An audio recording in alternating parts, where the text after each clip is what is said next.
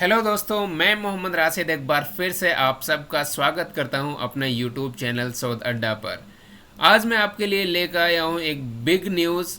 उस न्यूज़ को सुनने से पहले अगर आप लोगों ने ये चैनल को सब्सक्राइब नहीं किया है तो प्लीज़ इस चैनल को अभी सब्सक्राइब कीजिए रिसर्च और एजुकेशन से रिलेटेड इन्फॉर्मेशन पाने के लिए। जी हाँ, अभी मैं बताता हूँ आपके लिए गुड न्यूज़ क्या है। अगर आप एक पीएचडी कैंडिडेट हो और आपके पास नेट जेआरएफ कोई भी नहीं है या सिर्फ आपके पास नेट क्लियर है और किसी भी तरीके की कोई फेलोशिप नहीं है, फिर भी आप एक फेलोशिप पा सकते हो 18,000 रुपये पर मंथ। और उस फेलोशिप का नाम है जवाहरलाल नेहरू मेमोरियल फंड। आज हम बात करने वाले हैं इस फेलोशिप के बारे में। अगर आपका आज तक नेट जेआरएफ क्लियर नहीं है, उसके बावजूद भी आप इतने अमाउंट ले सकते हो जो आप अपनी स्क्रीन पे देख पा रहे हो। एकदम डिटेल से बात करेंगे इस फेलोशिप को पाने के लिए क्या क्या एलिजिबिलिटी आपकी होनी चाहिए, क्या क्या सिलेक्शन क्राइटेरिया है इसका, कैसे आप इसको पा सकते हो, कैसे आपको अप्लाई करना है, क्या डॉक्यूमेंट्स आपको तैयार करने हैं। तो मैं एक एक चीज़ स्टेप बाय स्टेप बताऊंगा, जो मैंने अप्लाई किया था, जो भी डॉक्यूमेंट बनवाए थे, हर एक चीज़। तो आप इस वीडियो को अंत तक ज़रूर देखिए अगर आपको भी फेलोशिप चाहिए 18,000 रुपये मंथली और आपका भी नेट जेआरएफ क्लियर नहीं है। सबसे पहले आपको करना क्या है, आपको सर्च करना है सिंपली www.jnmf.in। देखिए, आप ऑफिशियल वेबसाइट पे आ गए हो इस फेलोशिप का, जिसका नाम है Jawaharlal Nehru memorial fund fellowship, doctoral fellowship. तो अगर आप इसको देखोगे तो इसका आप जब जाओगे यहाँ पर इंफॉर्मेशन में, होम पे आप गए, ना क्या है, अबाउट फेलोशिप में जाना है। ये फेलोशिप है, देखिए, ठीक है। ये फेलोशिप देता कौन है? जवाहरलाल नेहरू मेमोरियल फंड हमें देता है। और इसकी एलिजिबिलिटी क्या है? एलिजिबिलिटी ये है इसकी, ये देखिए, इसमें open to scholars in every discipline. आप अगर एक स्कॉलर हो किसी भी डिसिप्लिन के, साइंस के या ह्यूमैनिटीज़ के, तो आप सब लोग इसके लिए एलिजिबल हैं। और इसका सिलेक्शन क्राइटेरिया क्या है कि इसकी सिलेक्शन कमेटी होती है, वो आपका ये क्या करती है, पूरा का पूरा इन्फॉर्मेशन को डील करती है कि जो भी आपने इन्फॉर्मेशन दी है उनके साथ कि आप एलिजिबल हो या नहीं हो, जो उन्होंने सेट पैटर्न एक बना रखा है। तो इसके बारे में डिटेल बात करूंगा आप सबके साथ। पहले मैं इसको दिखाता हूं कि दरअसल ये फेलोशिप है क्या। ठीक है, देखो, पहले मैं गया इन्फॉर्मेशन सीट पे। इन्फॉर्मेशन सीट यहाँ पे है, तो आपको ये डाउनलोड करनी है।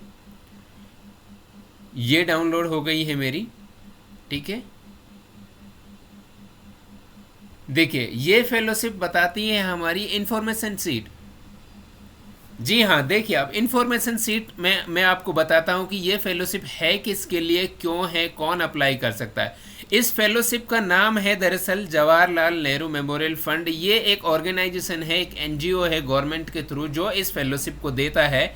Jawaharlal Nehru scholarship for doctoral studies, ये इस फेलोशिप का नाम है। और ये किन किन कैटेगरीज को मिलती है? कैटेगरीज ऑफ द स्कॉलरशिप, ये स्कॉलरशिप मिलती है जो भी कोई पीएचडी स्टूडेंट है इंडिया में, ठीक है, तो ये उनको मिलती है।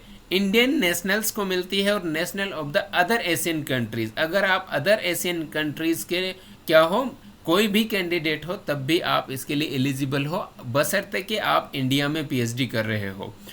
किन किन एरिया में मिलती है हम बात करते हैं कि कौन कौन से सब्जेक्ट के लिए देता है, कौन कौन से एरिया है, स्पेशलाइजेशन क्या चाहिए इसमें। तो कैंडिडेट्स क्या है आपके इन स्पेशलाइजेशन में होने चाहिए। अगर कोई भी कैंडिडेट हिस्ट्री से है या सिविलाइजेशन से है, तो वो कैंडिडेट इसके लिए एलिजिबल है, वो अप्लाई कर सकता है इस फेलोशिप के लिए। अगर आप कोई भी कैंडिडेट हो जो सोशोलॉजी से है, तो सोशोलॉजी वाला कैंडिडेट भी इस फेलोशिप के लिए एलिजिबल है। अगर आप कंपेरेटिव स्टडी से हो या रिलीजियस स्टडी से हो या कल्चरल स्टडी से हो, तो भी आप इस फेलोशिप के लिए एलिजिबल हो। और अगर आप कोई भी कैंडिडेट हो जो इकोनॉमिक्स डिपार्टमेंट में एज ए पीएचडी स्कॉलर हो, तब भी आप इस फेलोशिप के लिए एलिजिबल हो, अप्लाई कर सकते हो। और अगर आप इकोलॉजी या इन्वायरमेंट डिपार्टमेंट से बिलोंग करते हो एज ए पीएचडी स्कॉलर, तब भी आप इस फेलोशिप के लिए एलिजिबल हो। अब हम बात करते हैं कि इस फेलोशिप की एलिजिबिलिटी क्या है, क्या क्या रिक्वायरमेंट इस फेलोशिप में चाहिए। इसमें आप देखिए, जब आप सबमिट करोगे अपनी एप्लीकेशन को स्कॉलरशिप के लिए, तो आपके पास ये कंडीशन मस्ट है, मतलब ये होनी चाहिए। पहली कंडीशन क्या है कि आपके पास फर्स्ट क्लास डिग्री होनी चाहिए, यानी जो आपका मास्टर्स है, पोस्ट ग्रेजुएट है, उसमें आपके मिनिमम 60% मार्क्स होने चाहिए, ग्रेजुएशन में भी और पोस्ट ग्रेजुएशन में। अगर आपके 60% मार्क्स हैं पोस्ट ग्रेजुएशन और ग्रेजुएशन में, तो आप इस फेलोशिप के लिए एलिजिबल हो। दूसरी कंडीशन क्या है? दूसरी कंडीशन ये है कि आप कहीं ना कहीं किसी न किसी यूनिवर्सिटी में एक पीएचडी स्कॉलर यानी पीएचडी स्टूडेंट रजिस्टर्ड होने चाहिए, कि आप एक रजिस्टर्ड स्कॉलर हो पीएचडी डिग्री के लिए। तो ये भी इसकी कंडीशन है, अगर आपके पास ये दोनों कंडीशन फुलफिल है। तीसरा कंडीशन क्या है? तीसरा कंडीशन ये है कि आप पीएचडी स्कॉलर होने चाहिए, वो भी फुल टाइम। अगर आप एक फुल टाइम पीएचडी स्कॉलर नहीं हो, यानी आप क्या कर रहे हो, डिस्टेंस से पीएचडी कर रहे हो, जैसे हमारे गवर्नमेंट एम्प्लॉय करते हैं, जिनको सिर्फ अपने टाइम ड्यूरेशन में 180 डेज जाना होता है, तो आप एलिजिबल नहीं हो। तो ये 3 कंडीशन है। पहला ये है कि अगर आपके पास 60% मार्क्स है मास्टर्स और ग्रेजुएशन में, और साथ के साथ अगर आप पीएचडी में एनरोल्ड हो, कहीं पे भी एडमिटेड हो या फिर आप रजिस्टर्ड हो, और साथ के साथ आपकी जो पीएचडी है वो कैसी होनी चाहिए, फुल टाइम होनी चाहिए, यानी रेगुलर मोड में होनी चाहिए।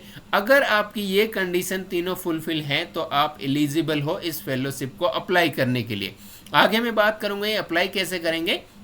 नेक्स्ट जो कंडीशन है, अगर आपकी एज जो है 1 अक्टूबर तक 35 ईयर है, 35 साल तक हो आप, आपकी एज जो है 35 साल तक है 1 अक्टूबर तक, तो आप इसके लिए एलिजिबल हो। ये एज लिमिट का रिलैक्सेशन भी देते हैं, लेकिन किस किस कैटेगरी को? अगर आप ओबीसी कैटेगरी से हो, या एससी कैटेगरी से हो, या एसटी कैटेगरी से हो, या फिजिकल हैंडीकैप हो, या थर्ड जेंडर हो, तो उस केस में आपको 5 साल एक्स्ट्रा मिलती हैं आपकी एज के क्राइटेरिया में, यानी आप 40 साल तक इस फेलोशिप को अप्लाई कर सकते हो। अब देखिए इसमें रिजर्वेशन क्या होता है। अगर आप एससी कैटेगरी से बिलोंग करते हो, जो गवर्नमेंट ऑफ इंडिया का सेंट्रल गवर्नमेंट पे जो है रिजर्वेशन की पॉलिसी है वो 15% है, यानी जितनी सीट हैं इस फेलोशिप में उसमें से 15% आपको जो है एससी कैटेगरी को अलॉट होती है। अगर आप कोई भी एससी कैटेगरी के कैंडिडेट हो, तो आपके लिए 15% रिजर्वेशन फिक्स है। आपका कंपटीशन अदर जो कैंडिडेट हैं उनसे नहीं है। अगर आप एसटी कैटेगरी से हो, तो आपके पास 7.5% जो सीट है, 7.5% सीट आपके लिए रिजर्व है। और अगर आप ओबीसी कैटेगरी से हो, तो जितनी भी टोटल सीट है उसका 27% आपके लिए जो है रिजर्व करके रखी हैं इस फेलोशिप में। और अगर आप ईडब्ल्यूएस में हो, तो आपके पास जो है 10% फेलोशिप की जो सीट्स हैं वो रिजर्व हैं आपकी कैटेगरी के लिए। और अगर आप फिजिकली हैंडीकैप कैटेगरी में आते हो, तो आपके पास 5% सीट है, यानी अगर 100 सीट है तो 5 सीट आपकी उसमें से फिक्स है, बशर्ते कि आपकी जो फिजिकली हैंडीकैप जो कंडीशन है वो 40% होनी चाहिए या उससे ज़्यादा। अब हम इम्पोर्टेंट बात है कि ये फेलोशिप मिलती कितने दिन तक है, मतलब ये अगर आपको ये फेलोशिप आज अवार्ड हुई है, तो ये आज से मैक्सिमम 2 साल तक मिलेगी, या फिर अगर आपने 2 साल से पहले जिस दिन अपनी पीएचडी कंप्लीट कर दी है उसी दिन बंद हो जाएगी। या तो आपकी पीएचडी पहले सबमिट हो जाए, या आपकी 2 साल पहले सबमिट हो जाए, विच एवर इज अर्लियर, यानी जो पहले होगा ये उस दिन तक ये फेलोशिप आपको मिलेगी। अब हम देखते हैं कि इसकी क्या कैटेगरी है, मंथली इसमें कितना मिलता है आपको इस फेलोशिप के तहत। इसमें आपकी 2 कैटेगरी हैं। एक जो कैटेगरी है वो ये है कि आपको जो फेलोशिप मिलती है वो 18,000 रुपये मंथली मिलती है, चाहे आपके पास नेट है या नहीं है, या आपके पास जेआरएफ है या नहीं है, कुछ भी नहीं है आपके पास, सिंपली आपके पास 60% मार्क्स हैं ग्रेजुएशन और पोस्ट ग्रेजुएशन में, और आप पीएचडी में कहीं एनरोल्ड हो रेगुलर, ठीक है, यानी रेगुलर मोड पे आप पीएचडी कर रहे हो, तो आप 18,000 रुपये मंथली ले सकते हो इस फेलोशिप में सेलेक्ट होके इसको अप्लाई करके। दूसरा क्या है कि ये फेलोशिप आपको साथ के साथ मंथली, साथ के साथ जो एनुअली, ये आपको 15,000 रुपये पर एनम, यानी एक साल में ये 15,000 रुपये आपको क्या देती है, कंटिजेंसी। तो आपको एक साल में इसमें आपको मिलता है तकरीबन जो है मानो कि 2.5 लाख रुपये इसमें आपको मिलते हैं। इस फेलोशिप की लास्ट डेट क्या है? इस फेलोशिप की जो लास्ट डेट है अप्लाई करने की वो है 31 अगस्त 2023। ठीक है, इस फेलोशिप को आपको अगर पाना है, एप्लीकेशन फॉर्म अप्लाई करना है, तो 31 अगस्त 2023 से पहले आपको ये अप्लाई करना होगा। ठीक है, और अब आपको इम्पोर्टेंट बात यह है कि इसका क्राइटेरिया क्या है। ठीक है, इसका क्राइटेरिया ये मैं बताऊंगा। पहले एक कैंडिडेट को क्या करते हैं, ये सेलेक्ट करते हैं, यानी आपके पास मान लीजिए कि 100 सीट हैं, तो 100 सीट के लिए ये अपने हिसाब से जो है एप्लीकेशन फॉर्म डालते हैं। अब आप कोई भी अप्लाई कर सकते हैं। तो उस अगर इनको लगा तो उसके बाद ये सेलेक्ट करने के बाद आपको क्या करते हैं, इंटरव्यू के लिए बुलाते हैं, यानी ऑनलाइन या ऑफलाइन जैसे भी होता है। फिर उसके बाद आपको फाइनली ये क्या करते हैं, शॉर्ट लिस्ट करते हैं। ठीक है, शॉर्ट लिस्ट कब करते हैं, ये जनवरी से फरवरी में। और इस फेलोशिप की अच्छी बात ये है कि ये फेलोशिप फिक्स टाइम पे यानी 1 अप्रैल से ये स्टार्ट हो जाती है। ठीक है, अब आपको इस फेलोशिप को पाने के लिए करना क्या क्या है, क्या क्या डॉक्यूमेंट आपको अर्जेंटली चाहिए जो आपको इस फेलोशिप में लगाने हैं जब आप अप्लाई करोगे। पहली चीज़ तो ये कि आपको एक पासपोर्ट साइज़ का फ़ोटो है जो इसके एप्लीकेशन फॉर्म पे लगेगा। अभी मैं आपको एप्लीकेशन फॉर्म भी डाउनलोड करके दिखाऊंगा और उसका लिंक मैं आपको इसके डिस्क्रिप्शन में भी दूंगा कि ताकि आपको ढूंढना ना पड़े इसकी एडवर्टाइजमेंट को और इसके एप्लीकेशन फॉर्म को। तो आपको फर्स्ट पेज जो होगा एप्लीकेशन फॉर्म का, उस पर फोटोग्राफ लगाना है, आपका जो लेटेस्ट फोटोग्राफ होगा पासपोर्ट साइज़ का। उसके बाद क्या करना है, आपको जो एप्लीकेशन फॉर्म होगा साथ के साथ उसके एक आपको सिनॉप्सिस, यानी जो आपने पीएचडी में सिनॉप्सिस बनाई थी वो सिनॉप्सिस आपको क्या करनी है, एक फॉर्मेट दिया हुआ है इसने, फिक्स फॉर्मेट एप्लीकेशन फॉर्म में, वो मैं आपको अभी दिखाऊंगा। और अपनी से जो सिनॉप्सिस है वो भी शेयर करूंगा। जिन भी बच्चों को जो सिनॉप्सिस नहीं बनाई या नहीं बनाना आता तो वो मुझे कमेंट कर सकते हैं या मेल कर सकते हैं या टेलीग्राम पे जुड़ सकते हैं, तो मैं उनको ये जो है अपनी सिनॉप्सिस दे दूंगा। ठीक है, फिर क्या करना है आपको, नेक्स्ट जो करना है थर्ड चीज़ वो ये करनी है कि जो आपका सुपरवाइजर है उससे एक रिकमेंडेशन लेटर लेना है। वो भी अभी मैं आपको दिखाऊंगा वो रिकमेंडेशन लेटर का फॉर्मेट क्या है और वो कैसे बनेगा। उसके बाद जो आपको फोर्थ जो चीज़ करनी है, चौथी चीज़ वो क्या करना है, एक डीडी बनाना है, यानी डिमांड ड्राफ्ट बनाना है। किसी भी बैंक में चले जाना आप, ठीक है, कहीं पे भी जो आपकी नियर बाय बैंक होगी 100 रुपये का, आप बोलना उनसे कि हमें एक डीडी बना दो। ठीक है, डिमांड ड्राफ्ट बना दो 100 रुपये का। और अगर आप एससी कैटेगरी से हो या एसटी कैटेगरी से हो तो आपको ये डिमांड ड्राफ्ट बनाने की ज़रूरत नहीं है, आपकी कोई फीस नहीं है, फ्री ऑफ कॉस्ट है। और अगर आप किसी और कैटेगरी से, ओबीसी से, जनरल से, ईडब्ल्यूएस से, तो आपको 100 रुपये का ये डिमांड ड्राफ्ट बनाना कंपलसरी है। ठीक है, उसके बाद आपको क्या करना है, पीएचडी रजिस्ट्रेशन सर्टिफिकेट, यानी जो आपने एक सर्टिफिकेट देता है आपका डिपार्टमेंट, आपका जो क्लर्क है वो इशू करता है कि आप यहाँ पर हमारे डिपार्टमेंट में पीएचडी में रजिस्ट्रेशन आपका हो रखा है इस टॉपिक पे उस सुपरवाइज़र के अंडर, तो वो सर्टिफिकेट आपको क्या करना है, इशू करवाना है। अगर किसी का नहीं हुआ है और हो रखा है तो वो अटैच करना है। उसके साथ आपको क्या करना है, अगर आप कोई भी कैटेगरी को क्लेम कर रहे हो, फॉर एग्जांपल ओबीसी को या ईडब्ल्यूएस को या एससी को, एसटी को या फिजिकली हैंडीकैप को, तो उसका सर्टिफिकेट आपको साथ में लगाना है अपने एप्लीकेशन फॉर्म के। ठीक है, उसके साथ आपको क्या करना है, जो आपकी मार्कशीट है या जो भी आप सर्टिफिकेट दे रहे हो, जैसे मैं फॉर एग्जांपल ओबीसी में आता हूँ तो मैं ओबीसी का सर्टिफिकेट लगा रहा हूँ, साथ के साथ में मास्टर्स की जो मार्कशीट है वो लगा रहा हूँ। जो एप्लीकेशन फॉर्म में मैं दिखाऊंगा क्या क्या ज़रूरत है, तो उन सबको आपको क्या करना है, खुद जो है अपने आप जो है सेल्फ अटेस्ट करना है। ठीक है, और एज के प्रूफ के लिए आपको कोई ना कोई मार्कशीट लगानी होगी, जैसे 10th की लगा सकते हो, अक्सर तौर पे 10th की लगाते हैं हम। ठीक है, एक आपको अंडरटेकिंग बनाना है। ठीक है, आप कहीं पे भी चले जाना, अपना जो भी तहसील होगा या मिनी सेक्रेटरीट होगा या नोटरी कहीं होगा, ठीक है, वो बना देगा। वो अंडरटेकिंग में आपको लिखवाना क्या है, अंडरटेकिंग में आपको ये लिखवाना क्यों है, दरअसल ये इसलिए लिखवाना है, इसमें ये लिखा है सिंपल कि मैं इस फेलोशिप के लिए अप्लाई कर रहा हूँ, जवाहरलाल नेहरू जो स्कॉलरशिप है इसके लिए, और मैं कोई भी गवर्नमेंट से जो है अदर फेलोशिप नहीं ले रहा हूँ करंटली, इसलिए मैं अप्लाई कर रहा हूँ। तो इसके लिए आपको ये अंडरटेकिंग बनेगा। ठीक है, और इसके ऊपर आपको क्या करना है, एक स्टैंप लगवानी है 10 रुपये की। ठीक है, जो वहाँ पर लगती है, आप किसी से भी मांग लेना, 10 रुपये की एक स्टैंप लगा देंगे। ठीक है, जो आपको डीडी बनवानी है, डिमांड ड्राफ्ट बनवाना है, उस डिमांड ड्राफ्ट को बनवाना किसके फेवर में है। ठीक है, जब आप जाओगे बैंक में तो आपको ये दिखाना है उसको। ठीक है, इसका प्रिंट लेके आपको ये दिखाना है कि जो आपका डीडी बनेगा ना, डिमांड ड्राफ्ट, ये देखिए the applicants form for the Jawaharlal Nehru scholarship can be downloaded from, ये डाउनलोड हो जाएगा। अमाउंट ऑफ 100 रुपये, 100 रुपये का वो डीडी बनेगा। वो पे किसको करना है? Paid by the postal order या डीडी से, ठीक है, या तो पोस्टल ऑर्डर से कर सकते हो या डीडी से। किसके फेवर में, ये इंपॉर्टेंट है, ये आपको लिखना है वहां पे जो चेक बनेगा यानी डीडी जो बनेगी उसका क्या लिखना है? Favour of Jawaharlal Nehru memorial fund payable at the new Delhi and should be send at. तो यहाँ से जवाहरलाल नेहरू से आपको कहाँ तक लिखना है? फंड तक लिखना है, और ये आपकी डीडी बनेगी, ठीक है। अब मैं आपको दिखाता हूँ क्या क्या डॉक्यूमेंट बनने हैं और वो उन डॉक्यूमेंट्स को मैंने कहाँ से कैसे बनवाया, ठीक है। वेट कीजिए।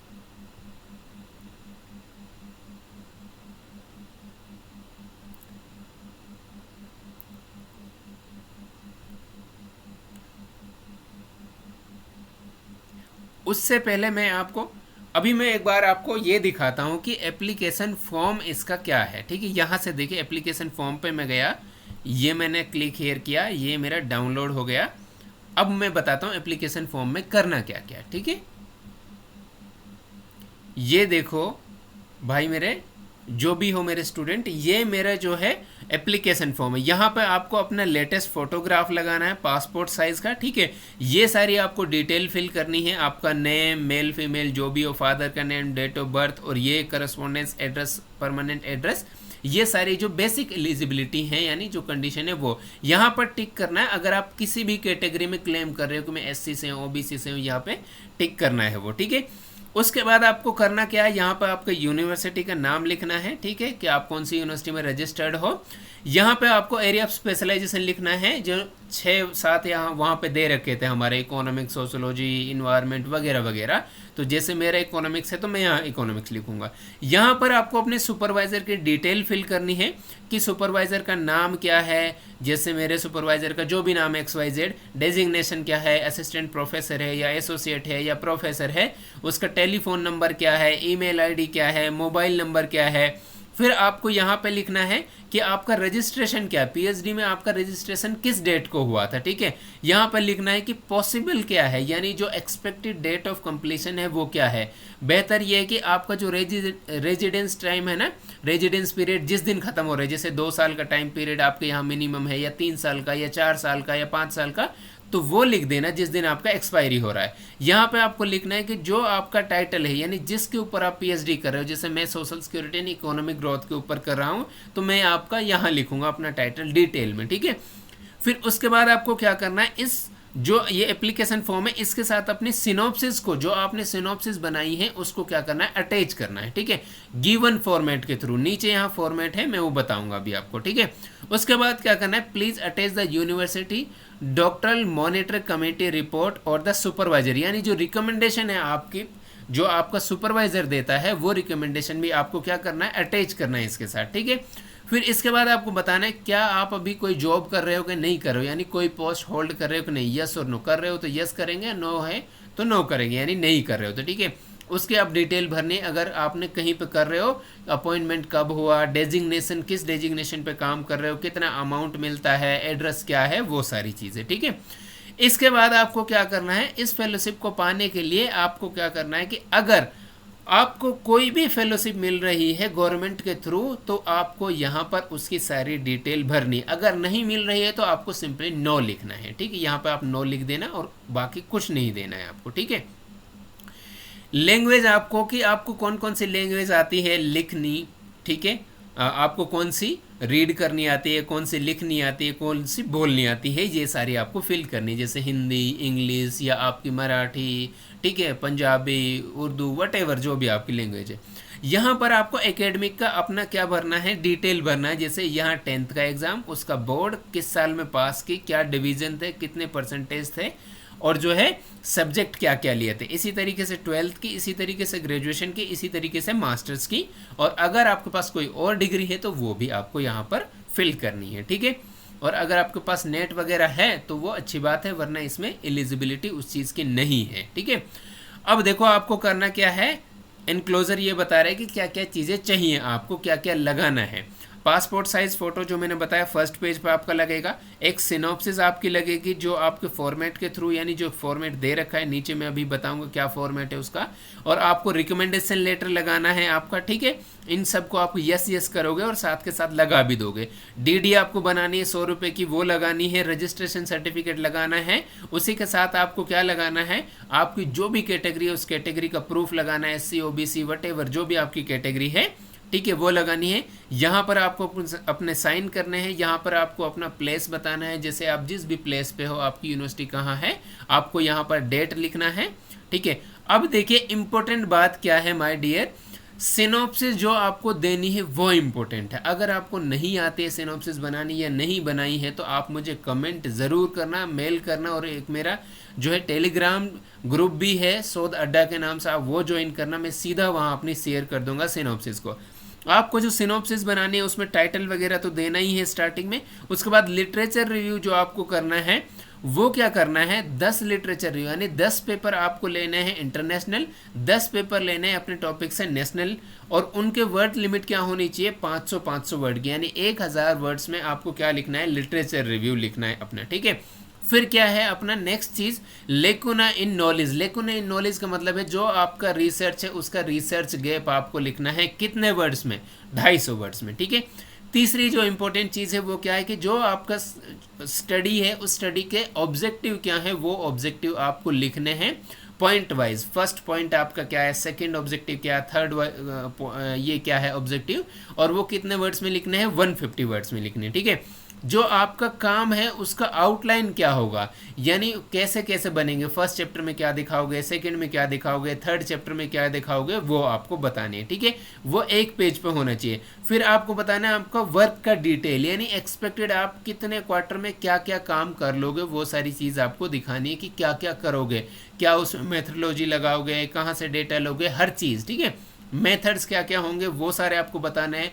जो भी टेक्निक लगाओगे, टी टेस्ट, एफ टेस्ट, का स्क्वायर टेस्ट, ARDL, ठीक है, OLS या NRDL या वटेवर जो भी आप डेटा यूज़ कर रहे हो प्राइमरी सेकेंडरी, ठीक है। टाइमलाइन के साथ बताना है आपको कि एक साल में मेरा इतना काम हो जाएगा, या क्वार्टर में मेरा इतना काम हो जाएगा, या बाय एनुअल इतना काम हो जाएगा, तो वो आपको बताना है क्वार्टर वाइज, ठीक है। Letter of participation collaborating the institution और द को गाइड्स। अगर आपका कोई भी को गाइड है तो उससे आपको क्या लेना है, इस फेलोशिप में पार्टिसिपेट करने के लिए एक लेटर लेना है, अदरवाइज आपको इंस्टीट्यूट से एक लेटर लेना है, ठीक है।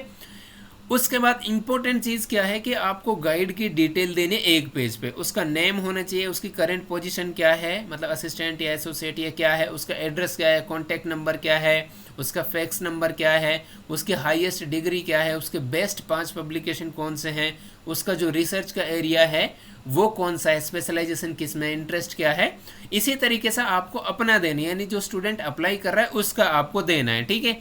एप्लीकेशन फॉर्म देना है, उसके साथ साथ आपको डिटेल देनी है आपकी कि अगर आपने कहीं पे भी नेशनल या इंटरनेशनल या रीजनल लेवल का या यूनिवर्सिटी लेवल पे कोई वर्कशॉप की है या कॉन्फ्रेंस किया है या कोई आपने पेपर पब्लिश किया है, जैसे मेरे पेपर पब्लिश हैं 3 तो मैंने वो दिखाया है। मैंने कम से कम जो है 15 जो है वर्कशॉप कर रखी हैं, ठीक है, नेशनल इंटरनेशनल वो मैंने दिखाया, कॉन्फ्रेंस अटेंड कर रखे हैं 6 वो मैंने दिखाया है, ठीक है। और एक्स्ट्रा करिकुलम एक्टिविटीज़ जो भी मेरे पास है, नेट JRF जैसे है, तो मेरे पास नेट था उस टाइम तो मैंने उसका भी मेंशन किया, ठीक है। ये सारी चीज़ आप डाल सकते हो। अब मैं इनको दिखाता हूँ आपको एक एक करके कि ये जो है कैसे कैसे बनती हैं, ठीक है।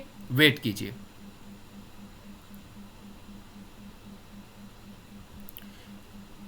देखिए ये हमारा है स्टूडेंट, ठीक है। जो आपको स्टूडेंट की डिटेल डालनी है, आपको स्टूडेंट की ये डिटेल डालनी है, आप कौन हो, कहाँ से हो, आपकी एजुकेशन क्या है, ठीक है, ये सारी आपको डालनी है।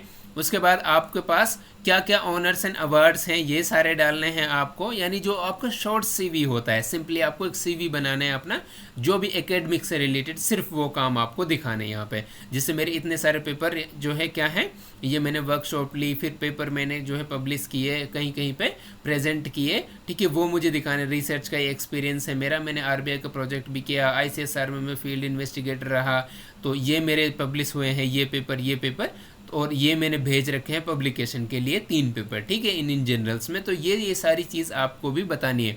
आपका थीसिस का क्या टाइटल है, आपकी यूनिवर्सिटी कौन है, आपका सुपरवाइज़र कौन है, आपको जो है कोई ट्रेनिंग मतलब आपने की है कि नहीं की नेशनल इंटरनेशनल पे, ठीक है, आपने कम्युनिटी सर्विस कोई दी है कि नहीं, ये सारी चीज़ आप कर सकते हो। अगर आपको इसमें कोई भी डाउट है तो आप मुझे कमेंट कर देना या मेरे मेल आईडी पे आप मेल कर देना, ठीक है, तो मैं ये आपको बता दूंगा, ठीक है। दूसरी चीज़ आपको इसी तरीके से गाइड की डिटेल फिल करनी है। ये आपकी गाइड की डिटेल हो गई, जो भी आपका गाइड का नेम है, क्या है वो, ठीक है, उसकी डिग्री क्या है, कहाँ से क्या क्या है, ठीक है, उसका एक्सपीरियंस क्या है, कितने साल हो गए उसको पढ़ाते हुए, क्या पढ़ाता है, रिसर्च में किस चीज़ में इंटरेस्ट है, कितने प्रोजेक्ट की हैं, कितने पेपर्स लिखे हैं उसने, जैसे मेरे सर ने लिखे हैं 21 उस टाइम तक, अभी मेरे सर ने लिख दिए जो है 30, ठीक है। तो ये सारी चीज़ें उसने कहाँ कहाँ काम किया, कितने साल किया, ये सारी चीज़ें, टीचिंग की कौन कौन सा एरिया है, तो ये आपको गाइड की डिटेल जो है देनी है। इसके साथ आपको क्या करना है, एक रजिस्ट्रेशन सर्टिफिकेट बनाना है। वो कैसे बनेगा, वो आपका जो डिपार्टमेंट है उसके लेटर पैड पे बनेगा, ठीक है, जो इस तरीके से बनेगा कि फॉर एग्जांपल मैं कोई बंदा हूँ, ठीक है, मुझे ये बनाना है कि मैं ये हूँ, मैं इसका जो है सन ऑफ इसका बेटा हूँ, मैं यहाँ रजिस्टर्ड हूँ, मेरा एनरोलमेंट नंबर ये है और मेरा ये टाइटल है, इस दिन मैं रजिस्टर्ड हुआ यहाँ पे। तो ये आपको रजिस्ट्रेशन का सर्टिफिकेट बनाना है आपको, ठीक है। इसी के साथ आपको एक क्या बनाना है, रिकमेंडेशन लेटर, जो आपका सुपरवाइजर देगा, ठीक है।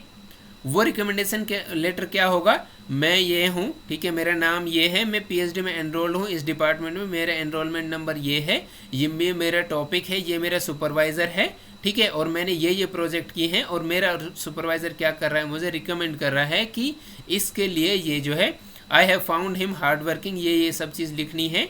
और उसने लिखा है कि taking into the consideration his academic credential and research, यानी जो भी इनके एकेडमिक जो है पोटेंशियल है, क्रेडेंशियल है, रिसर्च एक्सपीरियंस है, उन सब को कंसिडर किया जाए। और मैं बहुत कॉन्फिडेंट हूँ रिकमेंड करने के लिए इसको, इस फेलोशिप के लिए। तो आपको भी हूबहू ये बनाना है, ठीक है। इसके बाद मैंने आपको ये भी बता दिया कि एप्लीकेशन फॉर्म कैसे फिल करना है, ठीक है, ये सारी चीज़ें मैंने आपको बता दी हैं, ठीक है।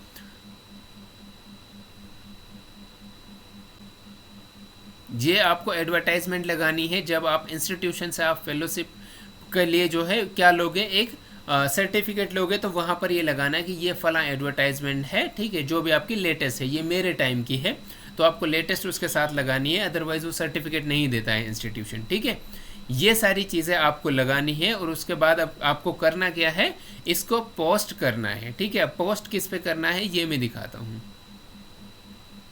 देखो इन्फॉर्मेशन सीट पे, इस पे नीचे लिखा हुआ है इसका एड्रेस, ये रहा।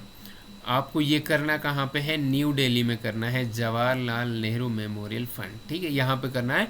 और इसकी फर्दर जो और ज़्यादा डिटेल अगर चाहिए तो इसको ऑफिशियल वेबसाइट पे आपको इसकी डिटेल मिल जाएगी, ठीक है। आई होप कि अब आपको इस सारी चीज़ की डिटेल्स पता चल गई होंगी। और अगर फिर भी स्टिल आपको कोई भी डाउट है इसमें, तो आप प्लीज़ मुझे कमेंट कीजिए। और अगर आपको ये वीडियो पसंद आई है, किसी भी मेरे फ्रेंड को, मेरे बहन भाई को इस वीडियो से हेल्प मिली है, तो प्लीज़ आप इस चैनल को ज़रूर सब्सक्राइब कीजिए और शेयर भी कीजिए अपने कोलीग के साथ, या जिन लोगों के पास कोई भी फेलोशिप नहीं है उनके लिए एक ब्राइट जो है अपॉर्चुनिटी है। प्लीज़ इसको आप ज़रूर से ज़रूर शेयर कीजिए। Thank you so much for watching this video.